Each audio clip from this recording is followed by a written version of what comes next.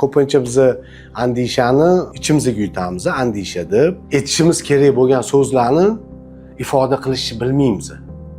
Uni o'rniga boshqa bir bahonalar o'ylab topamiz. Yaratib olamiz o'zimizni. O'sha bahona qilsamgina andishali bo'lib ko'rinaman. O'shanda to'g'ri bo'ladi. Andisha degan tushuncha bor. Tushunasizmi? Xuddi uni andishani qo'rqoq deyishdi deydi-yu. Ha? O'sha paytda o'zi aslida qo'rqqanmi yoki andisha qilganmi degan fikr tug'iladi. Ayollarda ham bo'ladi, erkaklarda ko'proq bu ko'rinadi.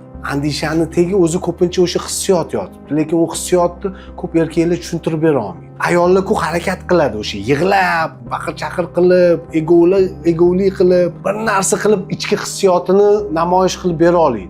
Lekin erkak kishi o'shaqa paytda andisha qiladi-da, ichiga yutadi. Chunki ichiga yutishining sababi u hissiyotlarni so'zga ifoda qilib chiqarib bera olmasligi. Asosiy muammo hisoblanadi erkaklarda. Va natijada u so'zlarni keyin og'riqqa aylanishiga sababchi bo'ladi. Ichida og'riqlarga aylanadi. Hissiyotlar og'riqqa aylanadi.